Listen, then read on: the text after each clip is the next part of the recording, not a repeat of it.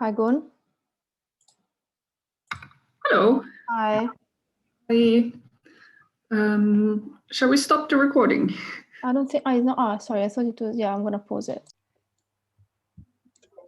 Yes, we are. Good afternoon, everybody, and thank you very much for joining us for this very special event today, the launch of a book that's co-edited by two of our most prolific LIDC members, Professor Elaine Unterhalter of UCL IOE Institute of Education and Dr. Jasmine Gideon of Birkbeck's Geography Department. LIDC is very honoured to be able to host this book launch on this important topic today. Just a few words from me, Shireen John, LIDC Communications Coordinator, about the format of the event today and a few words about why it is that LIDC is hosting this. And then I'll hand you over to Elaine and Jasmine, who will introduce the speakers. First of all, a huge thank you to everyone who has signed up for this event. And thank you also for obviously having read the email about keeping your cameras off and microphones muted. This really helps to preserve bandwidth and make sure that the event works without distraction. So thank you very much for that. A couple of words about LIDC. We are an interdisciplinary, intercollegiate network of global development practitioners. We have a number of higher education institutions as members and a number of NGOs. So membership is free and open to anyone in any of our member institutions. And as of this year, you can also join LIDC as an individual. Please check out our website for further details on that. So I will not tell you too much more about LIDC because I think it's time that we want to spend discussing this very important text. So with no further ado, I have great pleasure in handing you over to Professor Elaine Unterhalter, who's going to put her camera back on very shortly, and Dr. Jasmine Gideon. Thank you for joining us today. Great, thanks very much, Shireen. So I'm Jasmine Gideon, and as Shireen said, I am based in the Geography Department at Birkbeck. And I'd like to welcome you all to the launch today, where we're going to talk about our recently published book, Critical Reflections on Public-Private Partnerships. And just to flag up, if you do want to buy the book, there is a 30% discount at the moment, so feel free to share that with whoever you wish to. But the book emerged out of the work that our speakers and several members of the audience as well started in 2018 as part of an international network called Equalities in Public-Private Partnerships, or EQUIPS. And this was a GCRF funded network on which I was the PI, and it was based at Birkbeck, but involved partnerships with colleagues in the UK, and as I said, several are in the audience here, as well as in India, and we have our Indian colleagues in the audience, and Rama Baru will be speaking later, and South Africa. And this was a really fantastic opportunity to share knowledge and experience from different countries and sectors and understand how prevalent the spread of PPPs has been across the world. And most of us working in the network had already spent several years looking at different aspects of PPPs. And for those of us based in London, the LIDC proved to be really supportive in this, and they provided us a space to work across colleges of London University, so SOAS, Birkbeck Institute of Education, and to share ideas. And colleagues at LIDC were pivotal in the development of the EQUIPS network, so it's very nice to be able to come back and launch the book at, well, not at the LIDC, but hosted by the LIDC today. And as we'll see in the discussion today, what really kind of emerged out of the work is that there's still a significant lack of clarity over what constitutes a PPP. But perhaps more importantly, there's a major lack of evidence over the benefits of PPPs in relation to addressing inequalities. And the EQUIPS work allowed us to look comparatively across sectors. But one of the key findings in the book is the extent to which parallels can be found in health, education, housing and water, both in terms of the kind of histories of PPPs, but also how they've played out and in relation to inequalities. And despite all the research we did, we found very little evidence to show that PPPs do improve inequalities, and in fact, perhaps arguably they exacerbate them, and that they have very little impact in a positive way in terms of improving the lives of the marginalised. And indeed, as our speakers will highlight, there is a long list of shortcomings around the use of PPPs as a means of financing and delivering social services. And in the context of COVID-19, these concerns obviously take on a new urgency. And as we've clearly seen over the past year, the impacts of COVID are highly unequal and have exacerbated gendered and racialized inequalities across the globe. Yet despite all we know about the negative impacts of PPPs, they have been placed at the heart of the Building Back Better agenda. And this is something that our speakers will comment on in their presentations. But it's important to note that PPPs have also been highly contested. One of the reasons that we invited Professor Philip Alston to speak today is that in his work as UN Special Rapporteur on extreme poverty and human rights, he has been a constant critical voice raising concerns about the negative impacts of PPPs. And just before I introduce the other speakers, I would like to thank not only everyone in the audience today for participating, but also Shireen and her colleagues at LIDC for hosting us and for all the work that they've done in promoting the event and organising everything. I'd also like to thank all of the authors of the book, and I'm just sorry that there's not time for everybody to speak, and also other members of the Equips network, who again, some of you are in the audience, and for all the work that everybody did to make this all possible. And we very much hope that we'll have the opportunity to continue working together on these issues. So moving on to the speakers, I'd like to first introduce Professor Alston. He's an international lawyer whose research and teaching interests focus primarily on human rights and the law of international organisations. And since stepping down from his role as UN Special Rapporteur, he's served as the Director and Chair of the Centre for Human Rights and Global Justice at NYU. So welcome to Philip. And then Professor Rama Baru is a Professor of the Centre of Social Medicine and Community Health at JNU in India, where her work focuses on the social determinants of health, health policy, international health, and privatisation of health services and inequalities. And she co-authored the chapter in the book on PPPs in health in India, along with Dr. Madhurima Nundi, who's also here today. Maria Jose Romero is a PhD candidate at SOAS, where she's working on PPPs in the Development Economics Department. And her work focuses on the global promotions of PPPs in health and education. And not only is she a PhD student, but since 2012, she's worked at the European Network on Development, Eurodad, a Brussels-based non-governmental organisation, as the policy and advocacy manager on publicly backed private finance and development finance institutions. So today she's going to speak both in the context of her academic research, but also kind of referring to her work at Eurodad, which is highly relevant. And also I'd like to welcome Dr. Sonia Longillo, and she's the team manager of the education programs at Open Society Foundation. And there she works on issues of knowledge production in the Global South, as well as refugee access to higher education. She's got a PhD from SOAS, and her research interests centre on the relationship between the state and the market in education, and more generally on the political economy of education finance in sub-Saharan Africa. And she's the author of one of the education chapters in the book. And finally, I'd like to introduce my co-editor, Elaine Unterhalter, who's Professor of Education and International Development at the Institute of Education at UCL. So welcome everybody, and without further ado, I will hand over to Professor Alston, so thank you.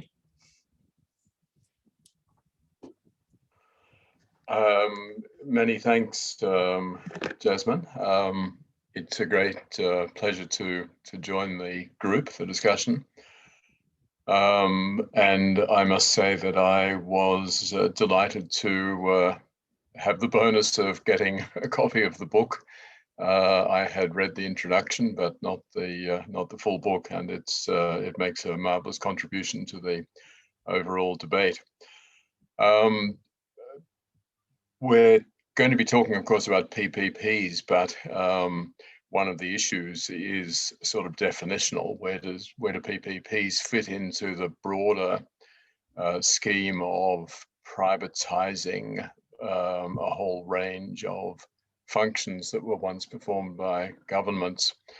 One of the things that I've noticed since I've started looking at these issues is that one can see privatization absolutely everywhere, can see it in the solutions that are being proposed to almost every issue, can see it in the self-interested proposals made by the private sector in response to almost all challenges. But of course, that doesn't make the topic any easier to actually pin down. So it's very useful to have this entry point through the lens of PPPs.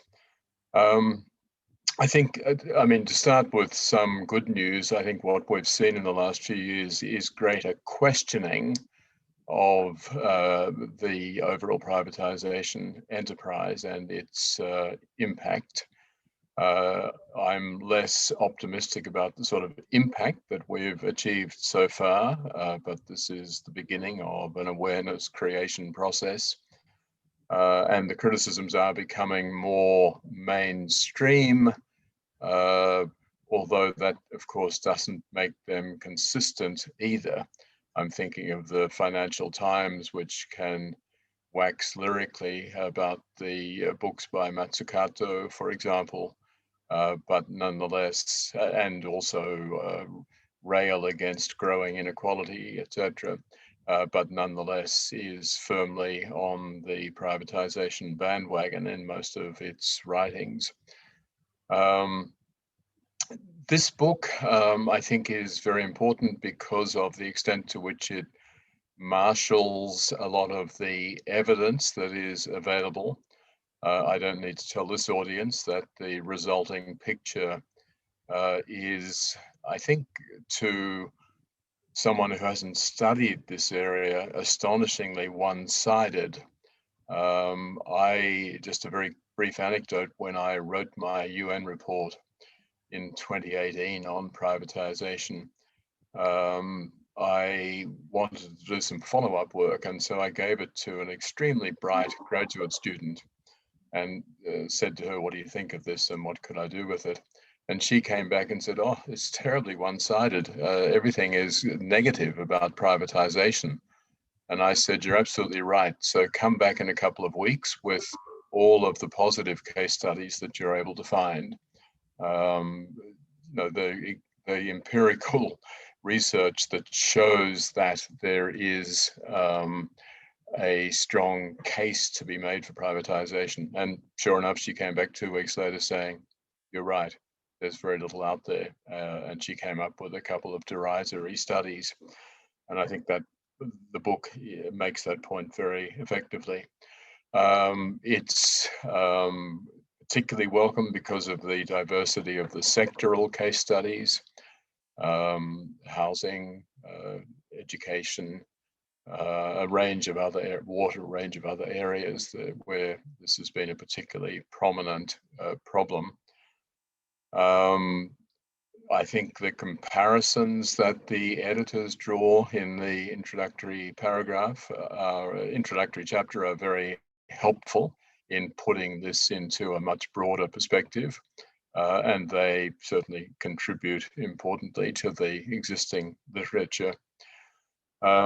Looking through the book, obviously one sees the issues that one is oneself concerned with, but I think we start with the question of definition, which the editors fairly wisely, I guess, sidestep, acknowledging that even some of the contributors tend to adopt different approaches in terms of whether one tries to hone in on particular sectoral agreements and arrangements, or whether you see it much more in the broader context. I argued in the 2018 report that I did for the UN that privatization is essentially an ideology rather than just an economic policy or a broader practice, because along with privatization goes a whole range of assumptions about how a society should work, and the role of the economy and the role of individuals. So it's very difficult to pin down, but I think that makes it all the wiser for the editors to have not tried to narrow their focus too much. Clearly, there's a strong message that comes out in relation to the disparate impact of privatization. The work that I did as Special Rapporteur on extreme poverty led me, of course, to focus on the bottom 10, 20%. But the reality is that privatization is a rich person's undertaking for the most part. It's simply not profitable to be providing for those lower down the income level. And indeed, generally, that's not the case. I'll return later to the fact that human rights considerations rarely seem to enter into any of this calculation. Another issue that stands out for me, and I think is very well dealt with, in particular in the introduction, is the role of international organizations. There's a very helpful and succinct review of the role played by the World Bank over a number of years, some 40 years now, where the bank has been pushing. I think it's important to acknowledge the current situation in the World Bank, which is pretty astonishing. In essence, the bank now has a policy of privatization by default. In other words, if a government seeks support for a project, the first, or at least one of the criteria that the bank applies is, could this be done by the private sector? And if the answer is it could be done by the private sector, then the bank ain't going to help the government. And so that's a very strong push on the part of the bank. That's one of the gifts that Jim Kim, who announced publicly and without getting the opprobrium that he so richly deserved, that he was stepping down as president of the World Bank in order to go to the private sector because he could make a bigger impact there. I think the main impact is on his income, but it's astonishing that that was his parting gift to the world, to solidly install this priority as the World Bank's main operating principle. I think it's a good critique in the introduction as well of the use of the so-called smart approach to gender, what I think of as instrumentalizing gender. In other words, we don't, of course, care about women's rights. Well, after all, we're the World Bank. We're not allowed to talk about human rights, and we never will talk about human rights. However, we do acknowledge that economically, it's going to be beneficial to improve the situation of women. And clearly, if you reduce your commitment to gender equality to such a narrow instrumentalist basis, it's going to be significantly hampered. There's not much in the book on the International Monetary Fund, although the IMF has played and continues to this day. If you look at the most recent policy prescriptions that the fund is pushing on countries that need assistance, they consistently contain elements relating to privatization. And then, of course, there's the European Union, the new study that came out when the market becomes deadly. An excellent study on the health sector by Corporate Europe Observatory, which is a good reminder that while case studies from India and Senegal and all other places around the world are really important, This is also happening in Europe. And finally, of course, you've got the UN itself. And again, the book reminds us that this began with the MDGs and has continued apace through the SDGs. And one of the important dimensions is the sort of parallel track of financing the SDGs. And here, whatever is in the main program itself, the reality is contained in the financing provisions, which are completely separate, but which have these days basically abandoned the notion that governments must seek to mobilize resources themselves and can profitably invest in public services. Instead, we have the UN Secretary General saying, well, the needs are so vast, it's got to be up to the private sector. We can't do much. Over to you guys, which is, I think, disastrous and a very unfortunate policy approach. The big question that comes out of the book, having read this and read the compelling case studies, I won't talk about them because some of them are going to be focused on shortly. Where do we go from here? One of the obvious gaps is the lack of empirical studies.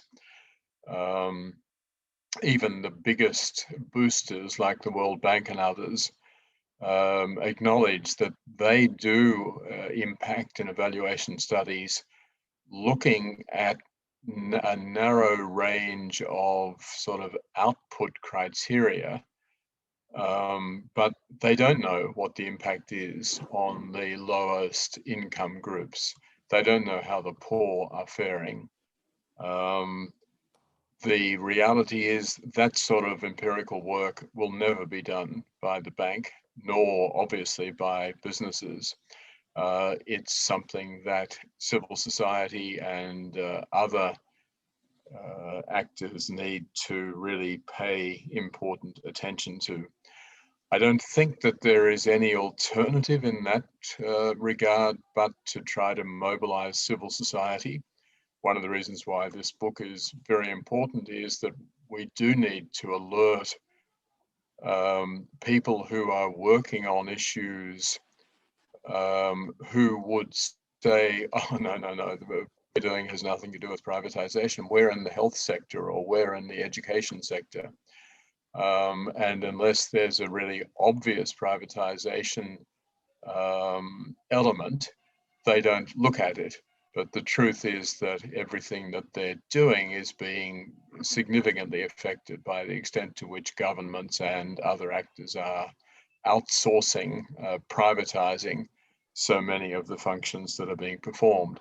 And with that privatization comes a lack of transparency, a lack of accountability, and very quickly, of course, a lack of provision for the less well-off in society. The bright spots, ironically, in this picture are COVID-19 and climate change. Bright only in the sense that they are both compelling a deeper inquiry into what has gone wrong in our societies. Why are we not able to get our acts together to respond to the horrors that are just around the corner of global warming? And why have we done such a terrible job in response to COVID-19? Those two developments, I think, have led to a lot of new allies, if one can put it that way. In other words, groups that were otherwise working on different issues have suddenly said, oh, we need to look at the strength or in fact, the huge weakness of the public sector, and we need to know why this has happened. That's important. But we also have to acknowledge, if you look at something like the COVID response, it's a very mixed one. you'll see McKinsey and company and their like wringing their hands about inequality and the discriminatory impacts of COVID and so on, but they are concertedly pushing what amounts to a privatization agenda. One area that I think we need to look at very carefully is the focus on biometric ID systems. So McKinsey and others will say, if we're going to have any chance of really responding effectively to COVID, we've absolutely got to have comprehensive national ID. We've got to have full access to those systems. So the private sector has to be able to pitch in. This is a real Trojan horse, and it's a major potential challenge. I think I could talk more about that later. Final word.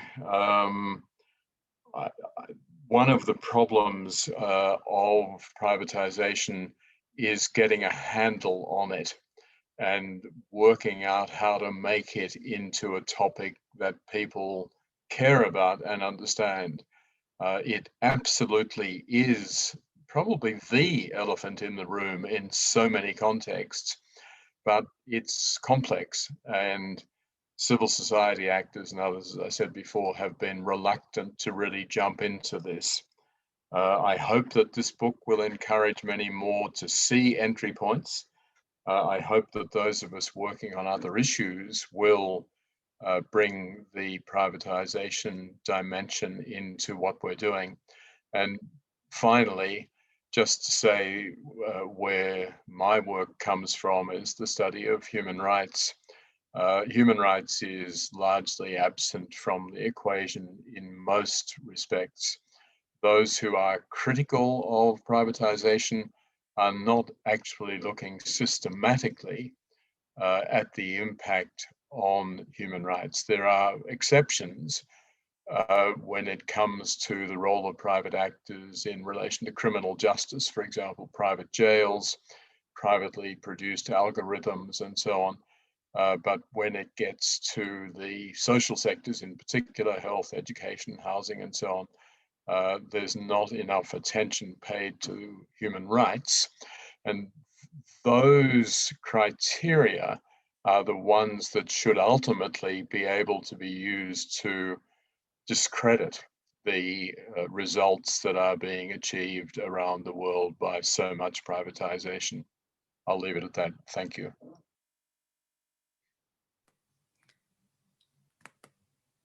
Thanks very much, Philip. Thanks on so many levels. Thanks for agreeing to talk about the book. Thanks for all your appreciation of the book and the work that's gone into it and the ideas that framed it.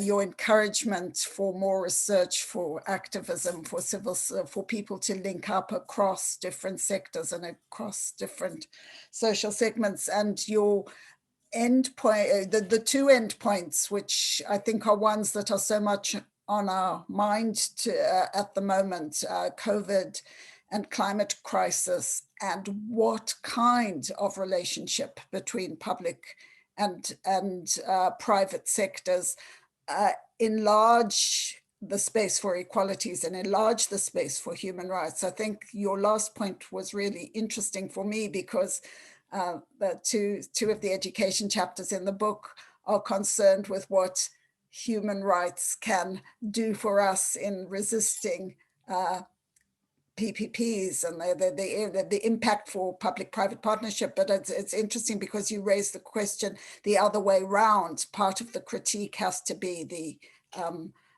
erosion and the manipulation of meanings around human rights, which is really inviting, I think, of further work. So many thanks. And I hope there will be time for the audience to engage with you further. I'm now going to hand to MJ, Maria Jose Romero, who's one of the authors of a chapter in the book, and who will pick up the complex issue about definition, as well as talk about some of the work in the book that she co-authored with Jasmine on health. So MJ, over to you.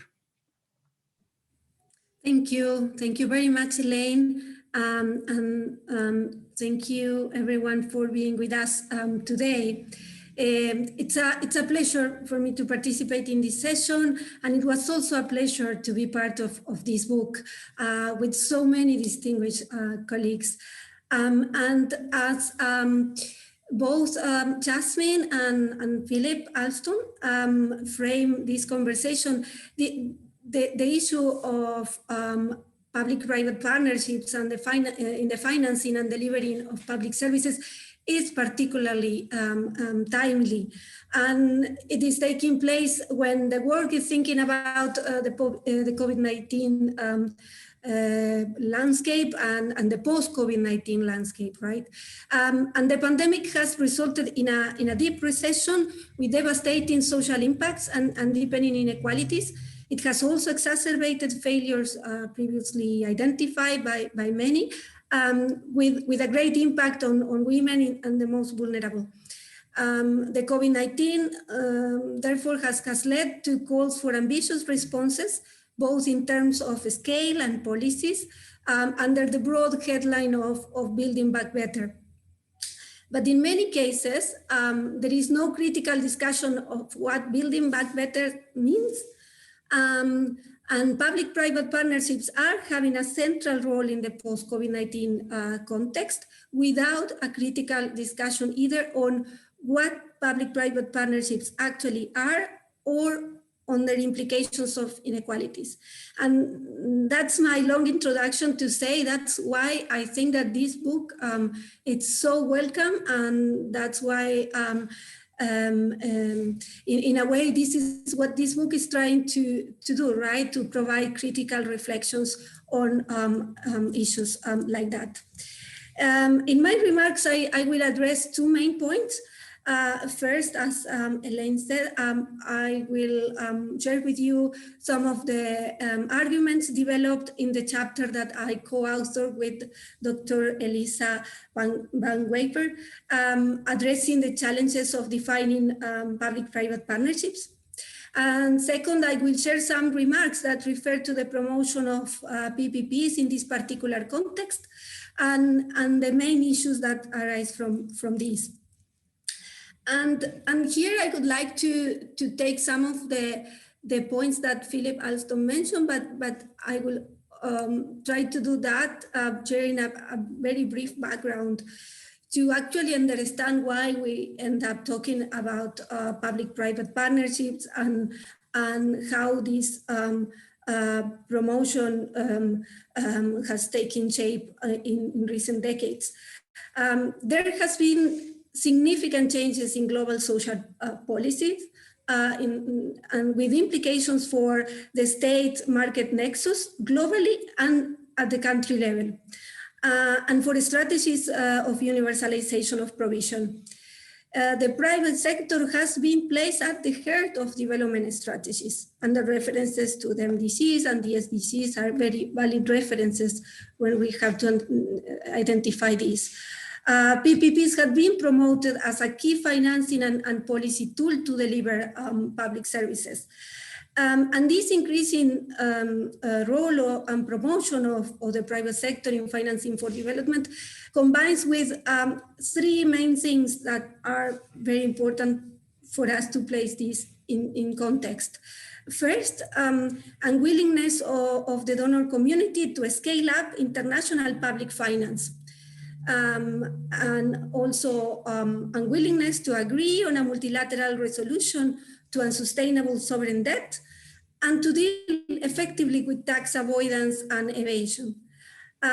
Secondly, repeated emphasis on the alleged limitation of the public sector's capacity to mobilize and allocate resources for development in an efficient way, which has been fueled by austerity policies, right? So it's not that the public sector lacks capacity because this is a given.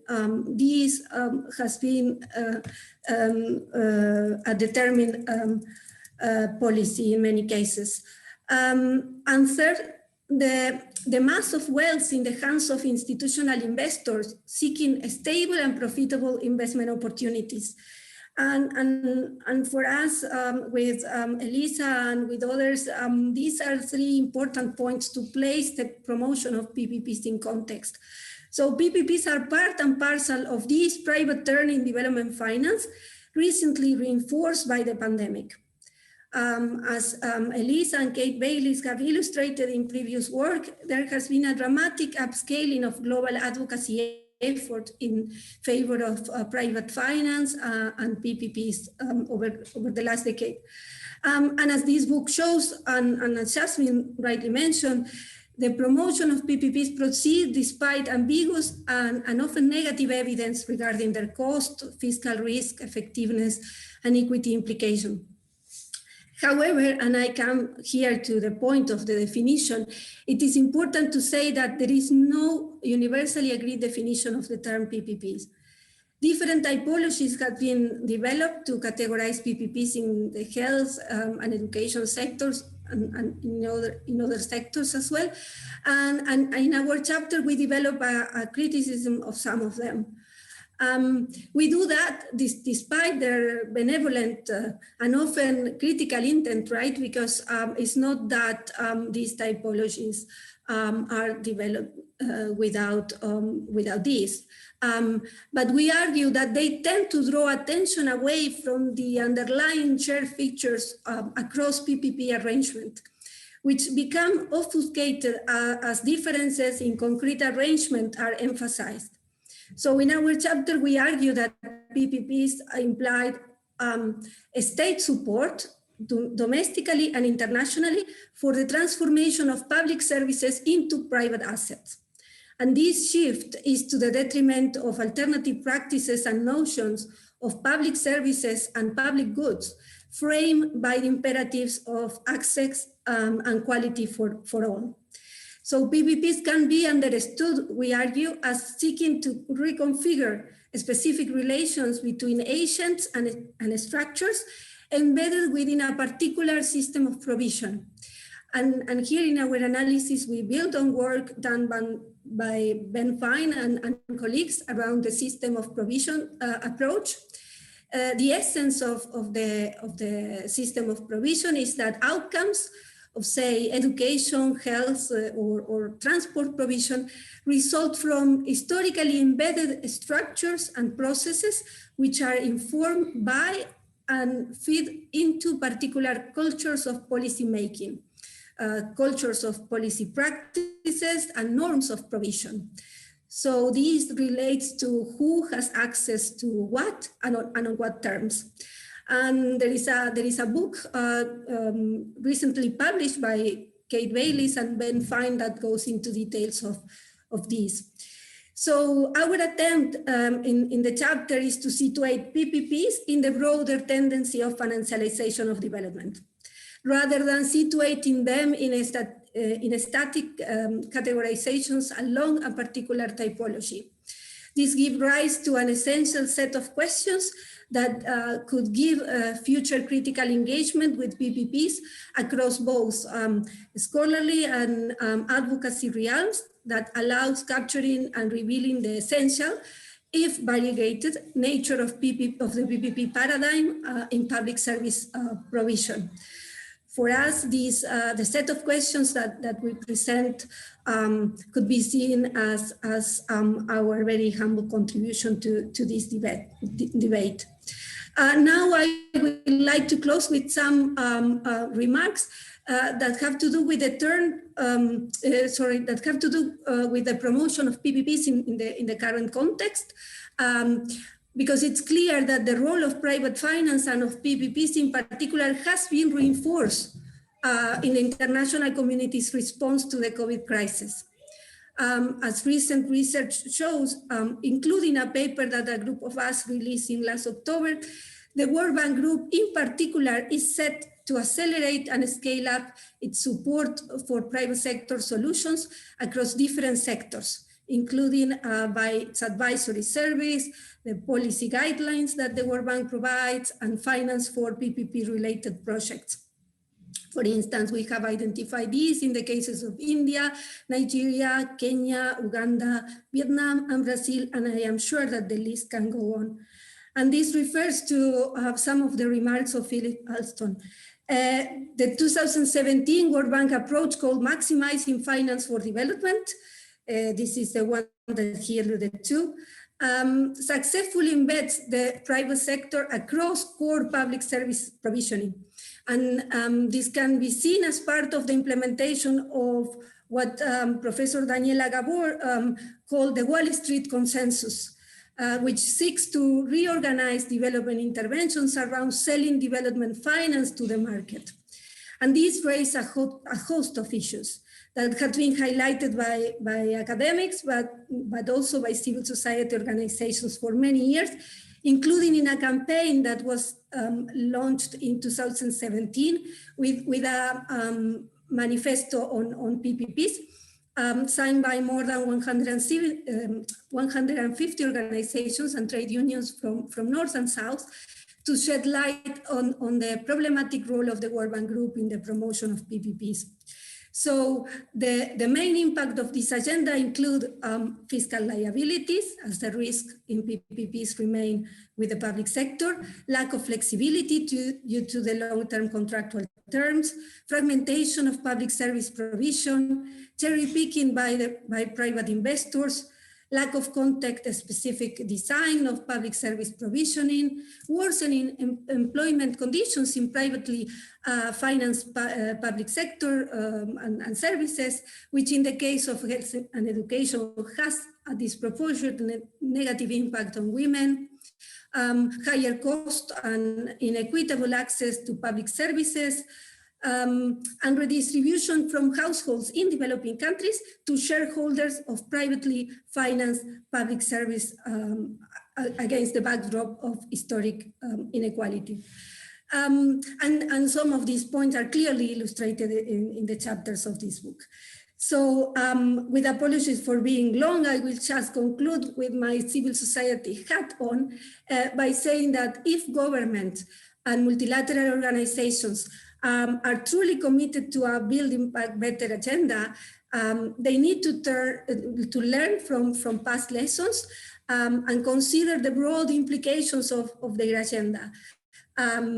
They will have to move towards a human rights-based approach, a truly centered approach based on human rights that builds resilience and strengthens public systems in order to effectively and equitably deal with the current crisis.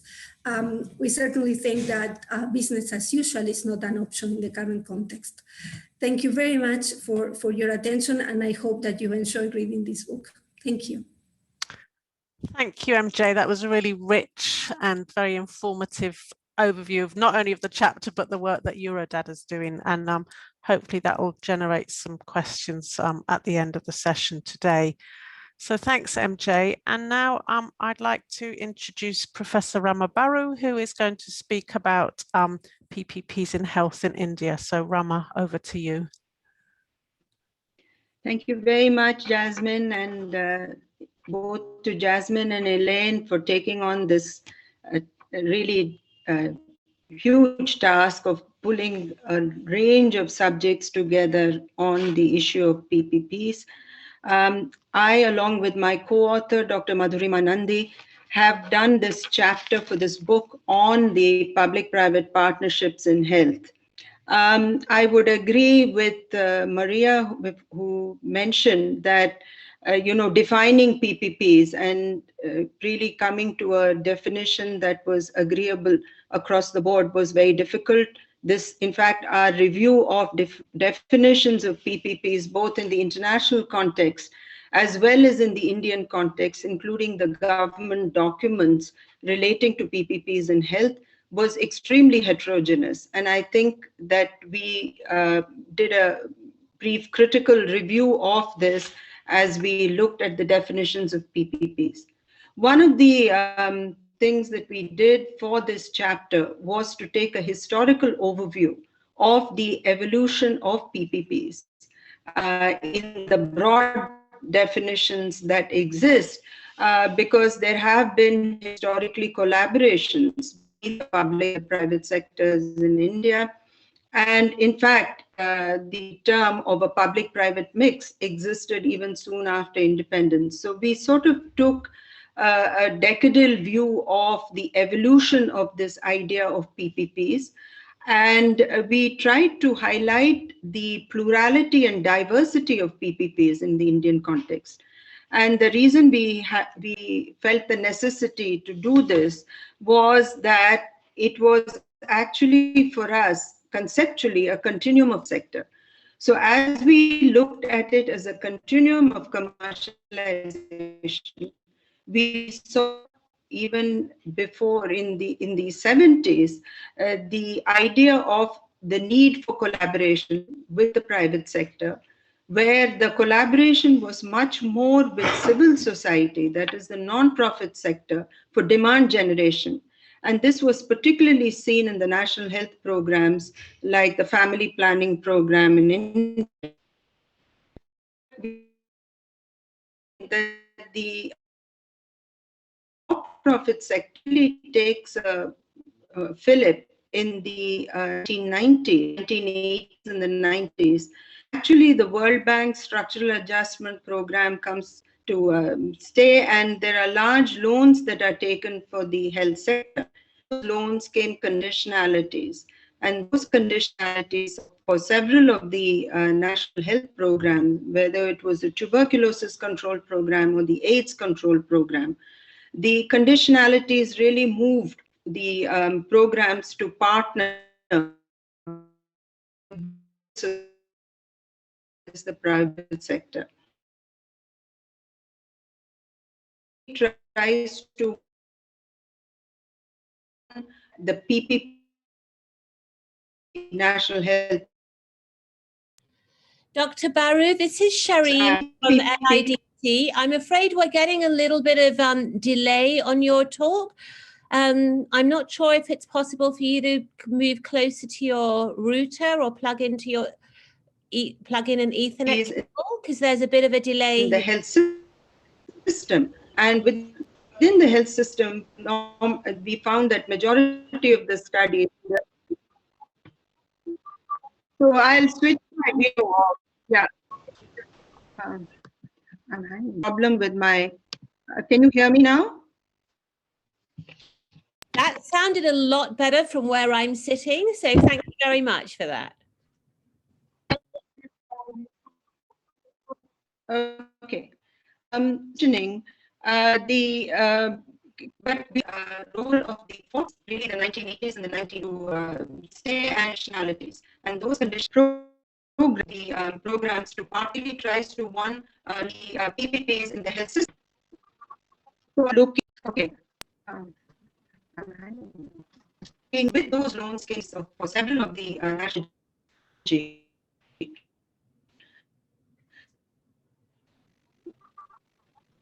Okay. Can you hear me now?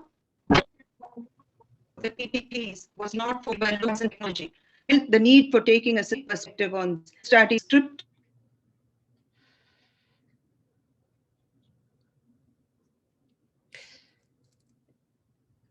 Dr. Baru, I think I'm going to suggest that we hand over to the chairs. The functioning overall. Yes. Dr. Baru, I think I'm going to suggest that we hand over to the chairs. Yes. We are still having some interference, unfortunately. Okay. So, Dr. Gideon, I'm going to hand over to you. And I think if we allow Dr. Baru 5 minutes to see if she can yes. Oh, I'm wondering maybe if we should move on to our next speaker, Sonia, and then allow Rama to sort out her issues. And then when Sonia's finished, we can go back to Professor Baru's. I think that's a great idea, yes. It's awful trying to I'm so sorry. Don't worry. We will come back to you. We'll move on to Sonia and we'll come back to you. Perfect. Thank you. Okay. So, yes. So, okay. So, yeah, I'd like to introduce Sonia Longillo from the Open Society Foundation, who, as I stated earlier, is going to speak about her work on education in the book. Thank you. Thanks, Jasmine, and good afternoon, morning, everyone. And I'd like first to also congratulate Jasmine and Hélène for their hard work they put in editing this this important book, and also for their intellectual stewardship, their kindness and collegiality in animating the Equips network that led to this book. And it has been really a pleasure to be part of this journey. So I will speak about my chapter on the right of higher education PPPs in sub-Saharan Africa, and try to, in conclusion, to share some reflection on the role of education PPPs from my OSF, Open Society Foundation hat. So first, I mean, there is a research silence on the topic of higher education PPPs in sub-Saharan Africa, and it's in contrast with the growing body of knowledge around PPPs in basic education. And in part, I think this research silence reflects the relative absence of higher education in the discourse and research on education and international development. And despite a recent timid progress, especially under the SDG framework, higher education in developing countries is still commonly conceived as a luxury. And we know that this narrative originated in the 80s, when the World Banks use studies on rates of return to argue that public funding for universities, especially in developing countries in Africa, would be socially unjust because benefits of higher education would disproportionately accrue to wealthy individuals and not to society as a whole.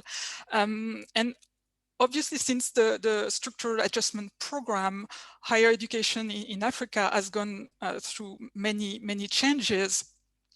The continent still records the lowest gross enrollment ratio at tertiary level across the world, but they have also, I mean, the continent has experienced the fastest growth of tertiary enrollment for the past 15 years worldwide, and government couldn't keep pace with this growth in demand. And for instance, in Senegal, the main public University of Cheikh Anta Diop in Dakar, enrolled today 90,000 students for a capacity of 25,000 students.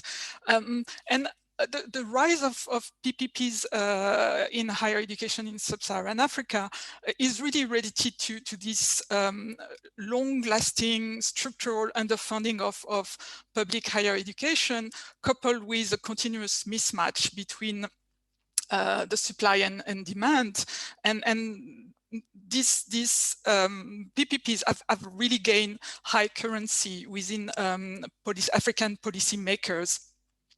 And like in other sectors, and I think as already outlined by Maria Jose, PPPs are supposed to bring additional funding to a public service, and really the core promise of PPPs is to allow access to providential, untapped financial resources, but they're also supposed to be more cost efficient, bring value for money, share risk between the public and the private, and encourage innovation.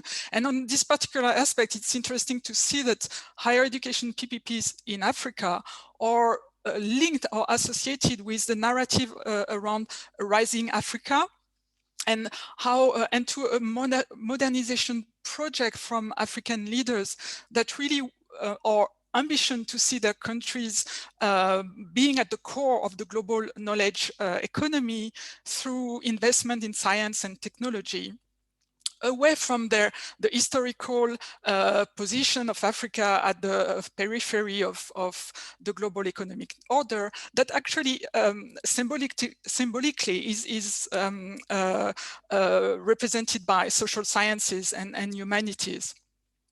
And how is this policy model been implemented in practice through practical interventions? And worldwide PPPs in higher education, as in other education levels, have a wide spectrum of applications. I've studied more specifically 2 PPPs in Senegal as case studies. The first one is a typical infrastructure PPP to build student housing in Dakar. It's a partnership between the Centre des œuvres universitaires de Dakar, which is a public agency in charge of managing welfare social services in the country, and a private company called Hamza Realty. The project is not yet completed, but I think we can already highlight some interesting points. First, the fact that Senegal's first higher education PPP on the supply side concerns student housing actually reflects the trajectory followed by the UK, the US, or even Canada, where student accommodations have almost systematically been the first higher education domain that was invested by private capital. It's also a sign that a financialization process is at play in Africa's higher education, and it echoes the points made by Maria Jose earlier around the link between financialization and PPPs.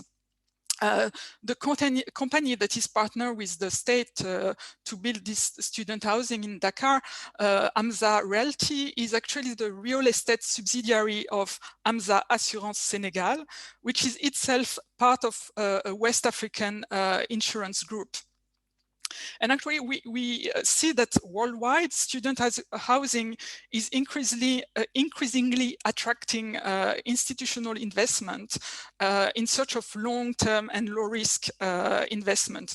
They have become an acceptable asset class, and apparently the COVID crisis has not changed this this characteristic. There is also a lack of transparency on the contract, which is not public. And one important element remains unknown. It's the rent that will be charged to students to allow the company to recoup its investment and maintain the infrastructure, while remaining affordable for students to fulfill social justice, but also political stability purposes.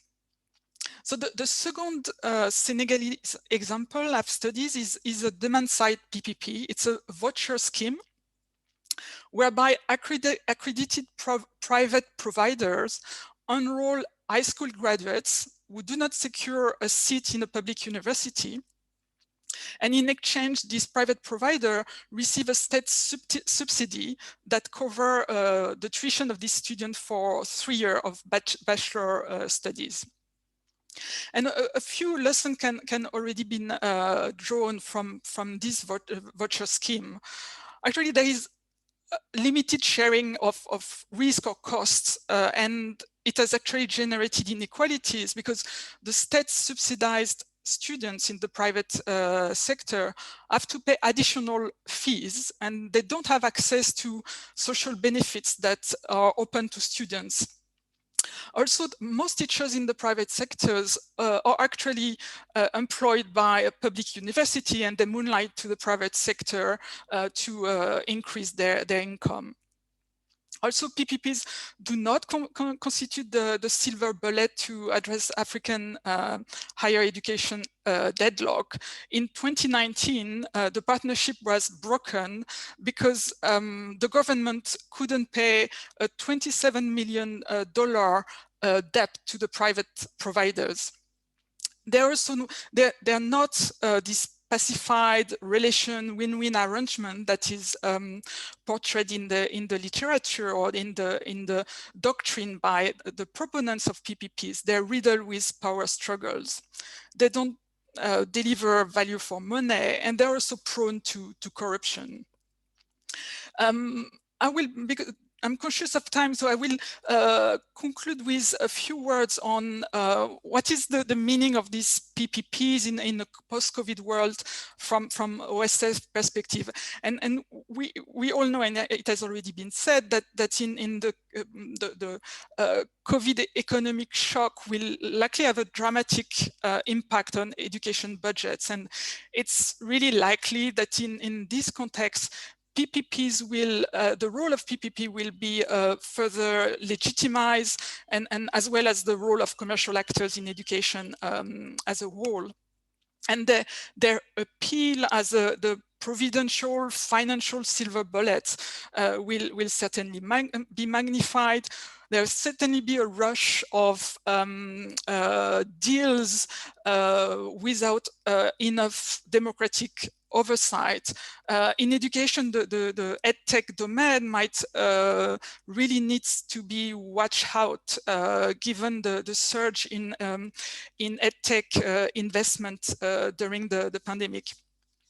But I think that I think I will echo what Maria Jose has explained, but also Philippe Alston, is that the debate over education PPP needs really to be situated within a broader discussion and platform for actions around a socially just and sustainable financing of public services. And we've seen that the COVID moment has also been a catalyst moment that brought together various segments of the social movement, activists in different social sectors, tax justice or debt activists, but also engage scholars and of course trade unions to advocate for the prioritization of public services within a green and sustainable post-COVID recovery agenda. I would argue also that universities and public research really need to be fully recognized, even by the right to education and right-based social movement as integral part of these public services. And finally, it's important also to remind that the question of the fiscal space for public services is also deeply connected with the question of the economic development model in sub-Saharan Africa. And I think for an organization like mine, it's really crucial to support academics, think tanks, thought leaders, and activists to really develop alternative model to the economic orthodoxy that has really not granted space for well-being and social policy. Thanks a lot. Great, thank you, Sonia. Really interesting, and I think a lot of the issues you raised around private providers in education has a much wider resonance than in the African case. And I think, you know, here in the UK, we've seen some of the very negative implications of having private provision in university accommodation in the whole COVID era, and lots of worrying trends coming out of that. But I think we now have Rama back. So thank you very much, Sonia. And again, we'll come back to these issues in the discussion at the end. So yeah, I'd like to hand back to Rama. So yeah, please go ahead. I'm just going to sort of continue where I left off. I don't know where I dropped off. The hazards of having unstable internet connections in this part of the world. I just want to say that as I mentioned earlier, my co-author and I really framed this as a continuum of commercialization. And we did it at two different levels. One, that given the large size of this country and much variation across states, we looked at PPPs across states, we looked at it across national health programs, and we also looked at it across the subsystems of the health service system. This has not really been done earlier. People have written descriptively on various aspects of PPPs in health, but we tried to pull it together to get a comprehensive view. We also felt that it was very important to make a distinction between the non-profit and the for-profit sector, and how in the tertiary and the secondary levels, the for-profit plays a much, much larger role than in the case of the primary level of care, where you have a larger presence of civil society organizations.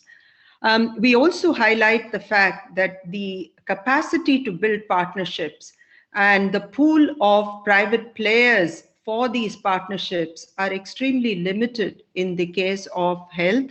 And therefore, this idea of forming partnerships and the choice of partners is an important issue that we bring up. The other important aspect that we tried to highlight was that what does all this mean for comprehensive primary health care as enunciated in the Alma Ata document, and how the PPP as an approach actually ends up fragmenting the roles and the responsibilities of various actors in the provisioning as well as the financing of healthcare.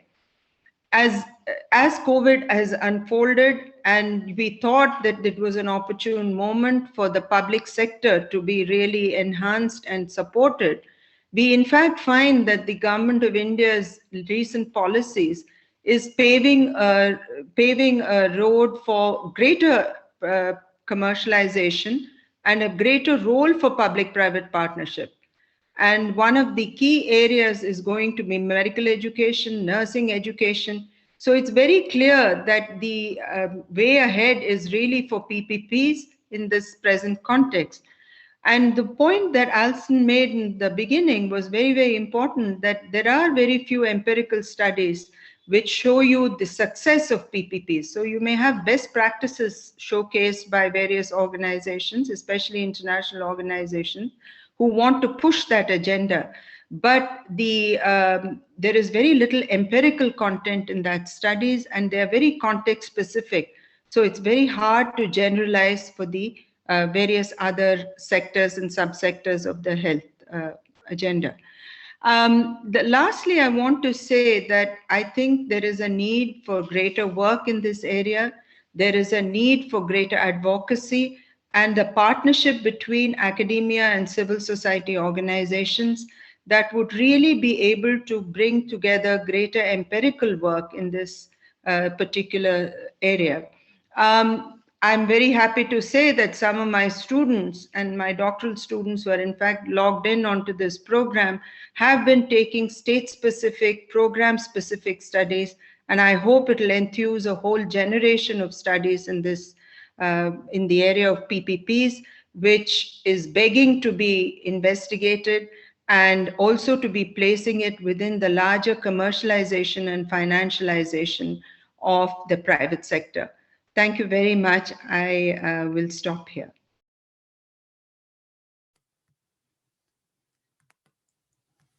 Thanks, Rama. And now it's really going to be over to the audience. I've pulled out three big themes which I have come across to me as I've listened to all the presentations, and of course I was thinking about them when Jasmine and I were putting together the book and in the discussions of the Equips network. And I think COVID, in a way, highlights and shows all of these in even sharper relief. I must say that when Jasmine and I were writing the introduction for the book, it was the summer, and a lot of the activism and the hope that this epidemic would somehow generate a new orientation, that was quite a vital feature of a lot of the writing. And I think as the horrors of this epidemic have revealed themselves as more grim, more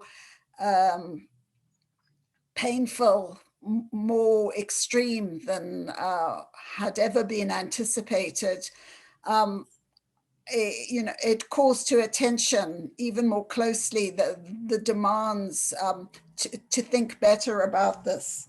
The three areas I wanted to highlight that I think are significant in the book is and I think are also generative, is the notion that we put social policy, we compare all these sectors together, because one of the ways in which specific forms of inequality have kind of if not been tolerated, at least been noted, has been that, that they're turned in on them, that other. It has a specific echo in education or in health or water. But the comparison makes the case so compelling about the increase in inequalities. So I think that would be one theme people might want to pull out, is what is seen by comparing, and actually how one of the silences and problems in the research has been that it's been not cross-sectoral but internal.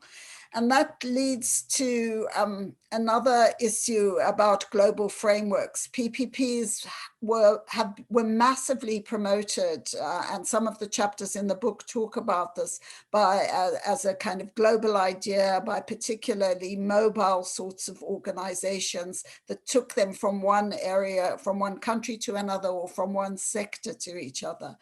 And COVID is, of course, the most terrible global epidemic, which calls for specific local solutions that are also attentive to local conditions and attending to local equalities. So that then raises the question of how do you make public services better attentive to the needs of the poor? Because one of the critiques we often face in this work is people say, but education is, mass education has not been education of good quality. And that has to be acknowledged, but it has to be acknowledged, how can you make it better without this recourse to privatization with all its inequalities?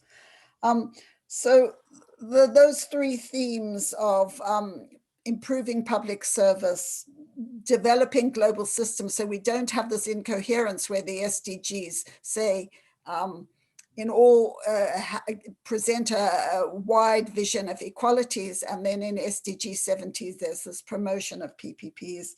And how do we think about silences and connections to address the silences?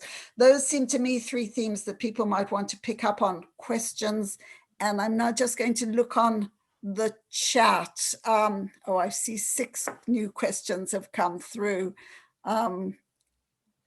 Let me, okay, Chris Yates has raised a point. Can I pass to Chris to talk, please? He has actually asked that it be read out on his behalf, so I'm happy to do that if you don't mind. Thank you, Shireen. Please. I will try and do it justice.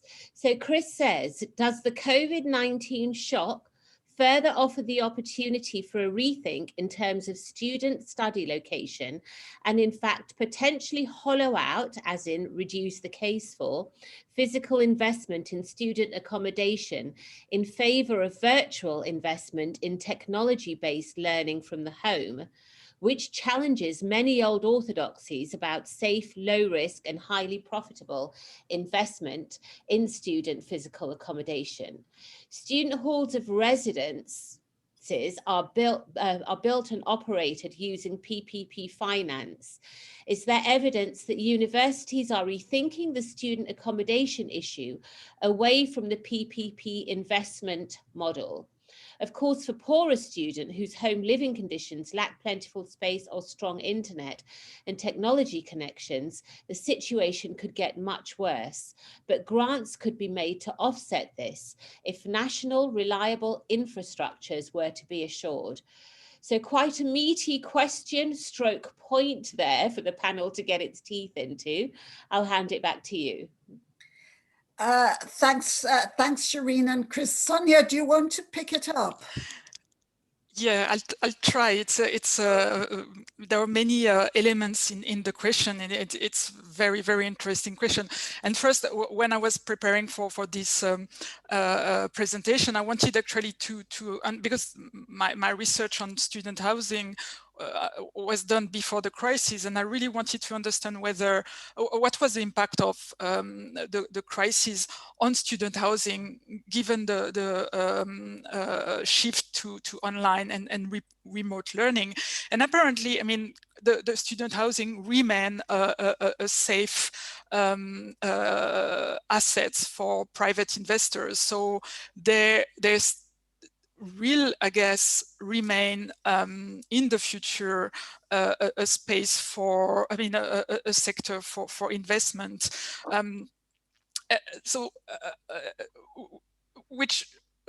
And one reason apparently is because the needs are so high in major cities that host students that the progression for investment is still quite significant. Another point is, I guess, the COVID-19 will certainly has an impact on the flux of international mobility for students, but if students from a privileged background stay in their country because they can't travel anymore, there will still need a need for a student housing in their part of the world. Another aspect is, I think we need to resist the temptation to really confront online versus presential, because I think both online and presential higher education can give rise to different economic models. PPP for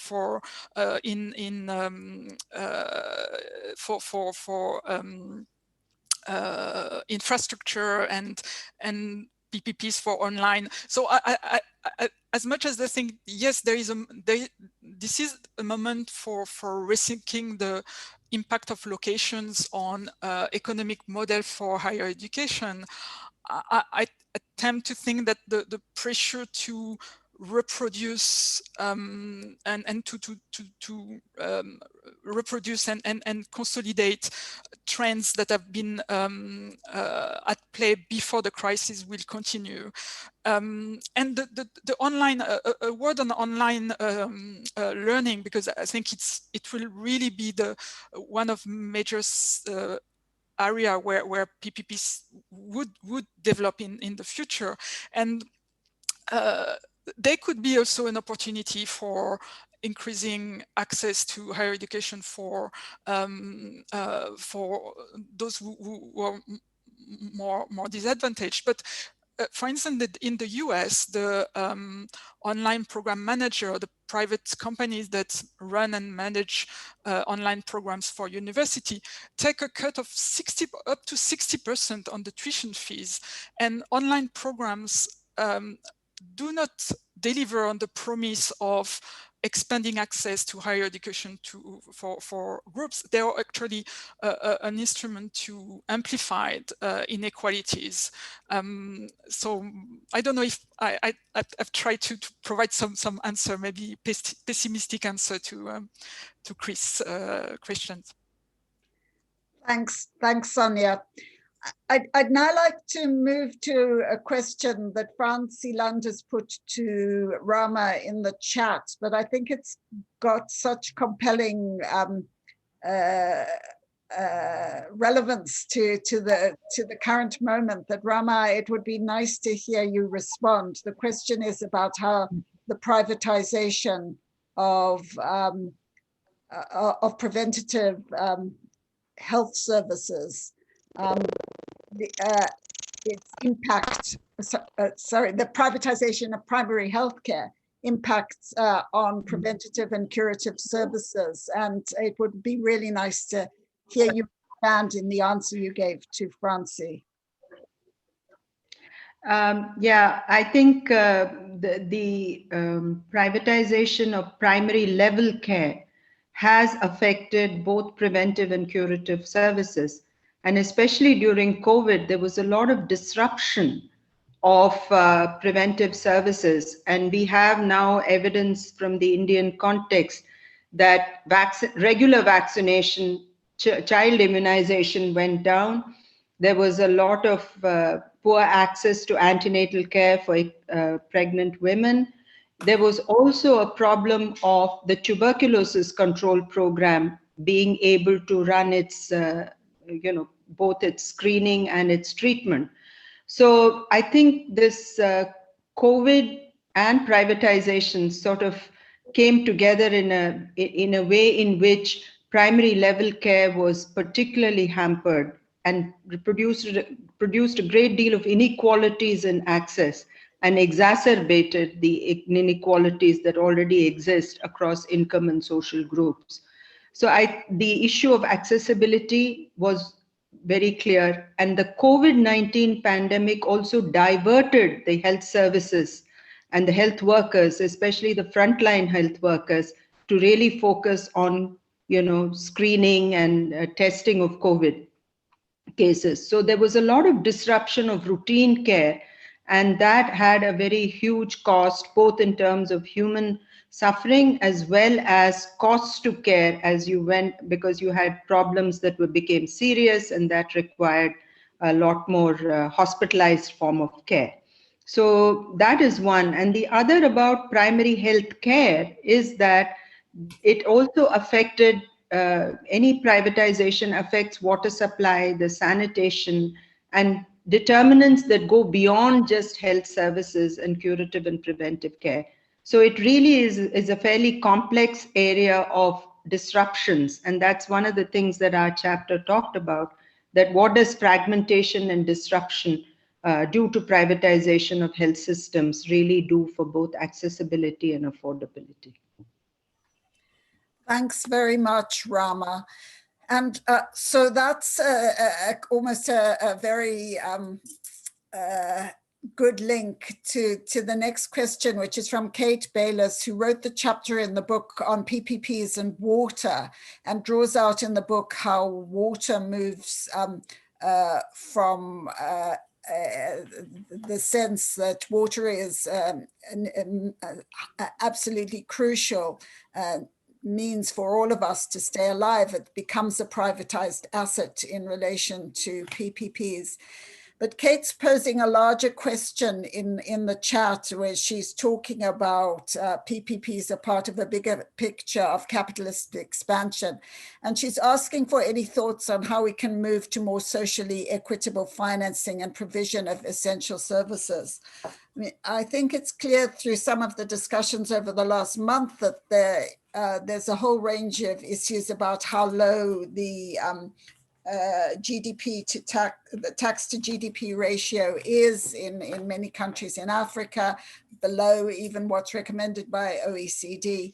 But so tax is one of the better taxes and better ways, more just ways of mobilizing resources are clearly an area to talk about. MJ or Philip, would you like to take up that point?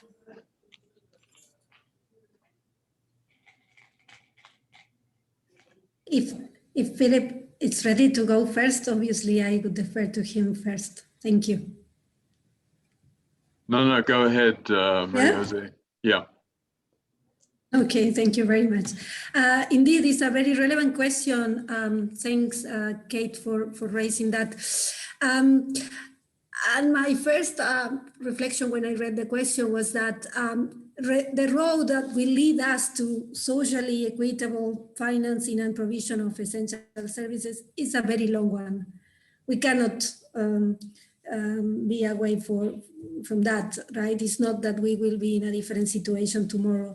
The power dynamics are in such a way these days that even in the context of the COVID crisis, we are not seeing the change that we are hoping for, right?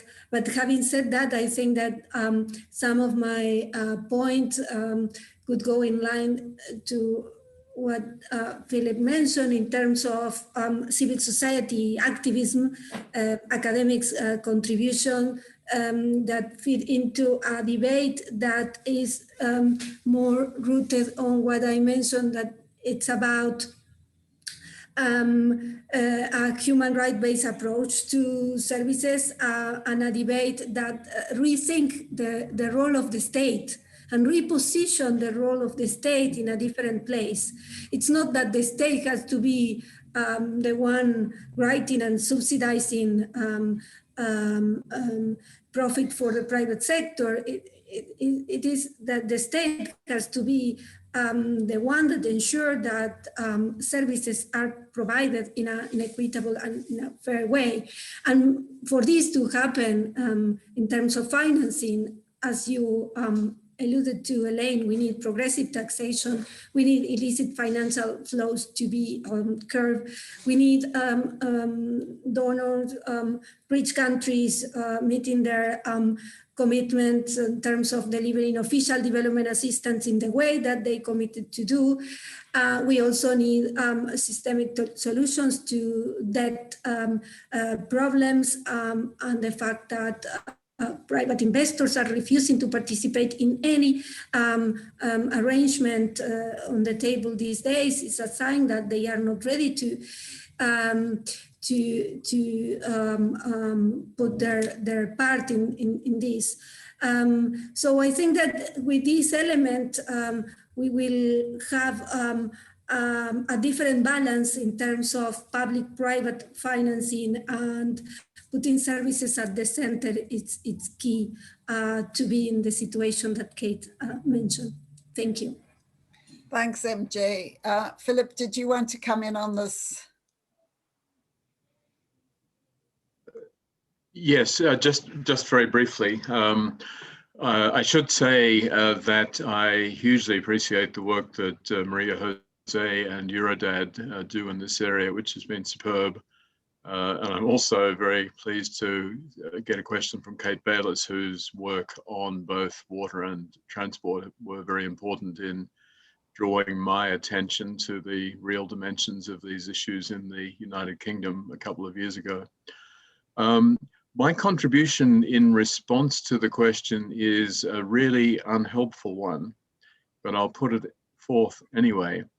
And that is that we are not really going to make progress unless we can deal with two huge issues.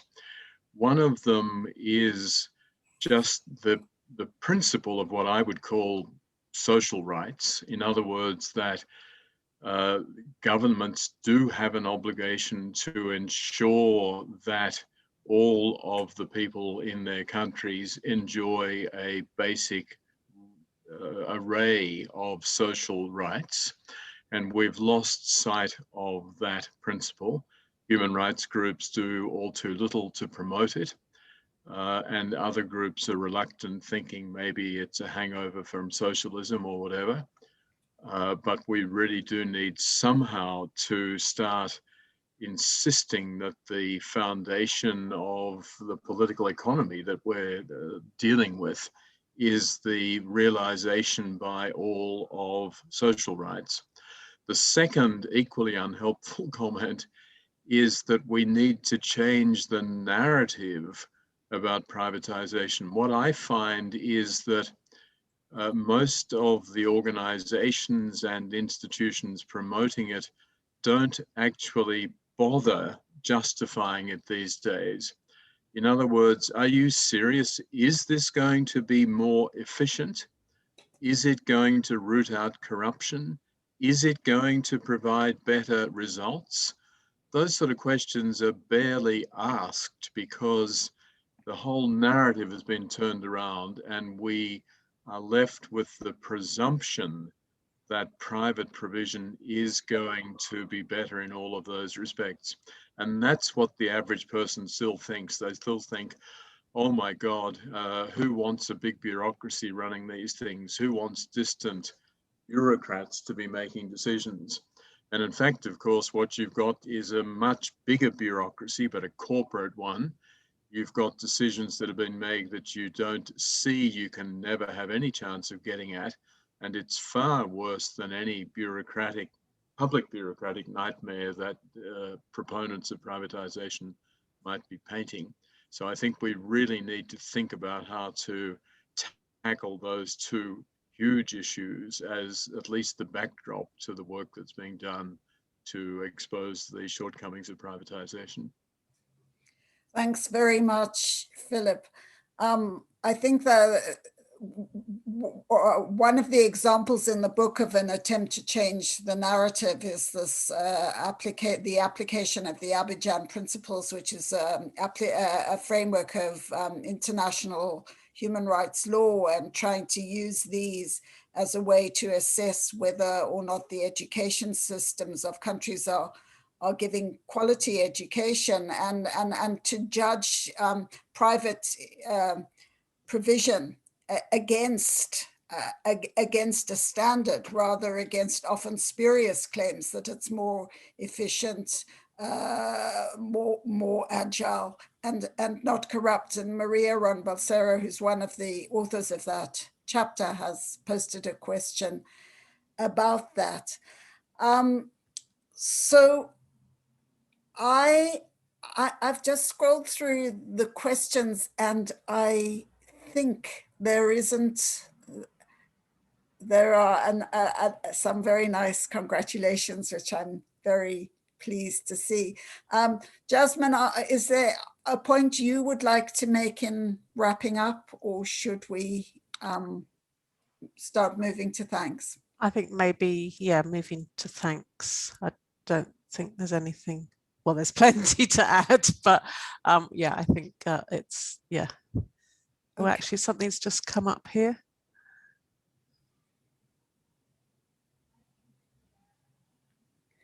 Okay, could the expansion in scope of public debt statistics towards inclusion of fiscal risks and contingent liabilities stemming from PPPs, i.e. classifying these as debt on the accrual basis, not help level the playing field, reduce the fiscal bias favoring PPP procurement methods in lieu of traditional public?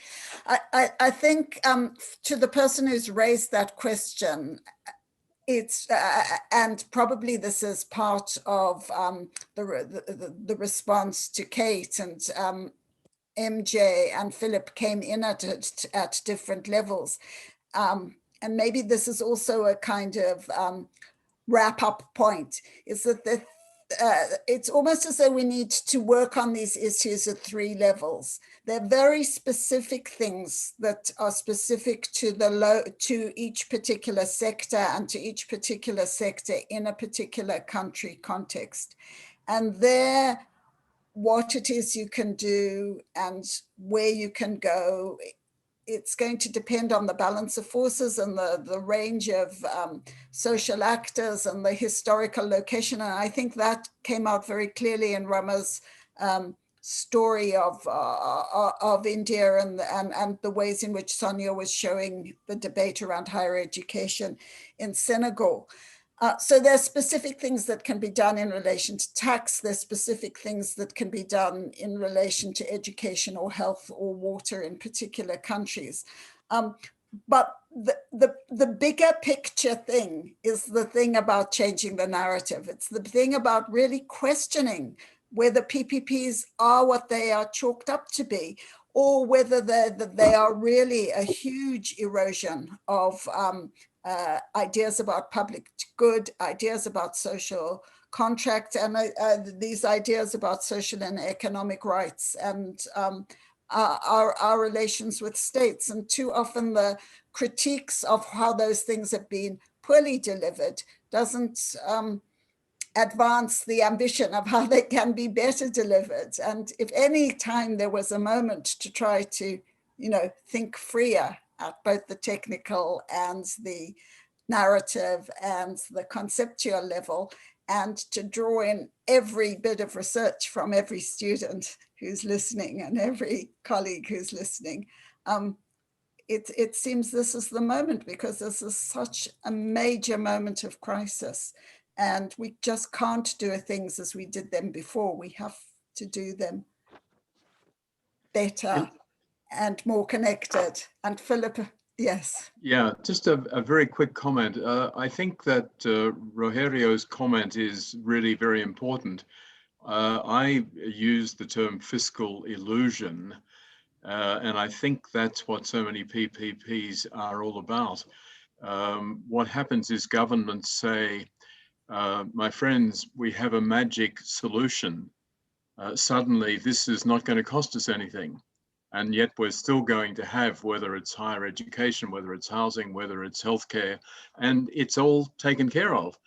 And of course, if you had a more sophisticated way of mapping out the budgetary implications, you would see that this is just kicking the can down the road, as we say, and that in fact the government is going to be paying vast amounts for many years to come in terms of lost income or commissions or tax breaks or whatever. And it's by no means a cheap or free deal, but it's really misrepresented and people misunderstand it. So I think there is this big fiscal challenge that is referred to. Sorry to interrupt. No, it's very good, and I think it points up how important both the specific action as well as the general action is in the sphere. So I think we're going to come to a close. Jasmine, I wanted to personally to thank all the speakers and LIDC for organizing it, and everyone for being part of this journey together. But I'll hand back to you, Jasmine, for the last word. Yes, thank you, Elaine. Yeah, I mean, again, I'd like to repeat my thanks to all of you who've been part of the book, part of the event today, for all the questions. And yes, and as Kate says, the helpful discussion today will continue. And I think, you know, if anyone is interested in collaborating on these kind of issues, do get in touch with us, because I think we're all keen to continue this work, because clearly, as we've identified today, there is a lot more work that needs to be done. So yes, we'll wait to hear from you all. But thanks again to everybody, and particularly to Shireen for pulling it all together and advertising, etc. So thank you. Thank you very much, Jasmine. Before everyone goes, I would just like to remind you all that you do have access to a special code. If you look at the LIDC website, you can get a 30% discount on the book, only valid until this time next week. So don't tarry. Go take advantage of that. Thanks everyone for joining today. It's been a privilege and an honor to hear from you all. I know we've all learned a lot. We hope that those of you who have listened have been tweeting about it. We've seen some excellent tweets going out on the Twitter sphere. And for those of you who aren't signed up to LIDC yet, please do sign up via our website for membership. It's free if you're in a member institution, and we have a lot of member institutions. And if not, you can look at how to join as an individual anyway. If you're a student, we have an event just for you coming up on February the 11th. So please do register for that. If you're, we are interdisciplinary, intercollegiate. If you're interested in working with us on funding bids, networking, any other events, if you have any recent research that you'd like us to provide a platform for, please do get in touch with us and let us know. So it only remains for me to thank my colleagues, Professor Unterhalter, Dr. Gideon, and all the speakers today, particularly Professor Philip Alston, who's joined us from New York. And Maria, I know you've joined us from across the seas as well, Uruguay, I believe, and Dr. Baru from India. Thank you for all our international guests. It's been a pleasure to meet you. Take good care, and we'll see you again. Goodbye.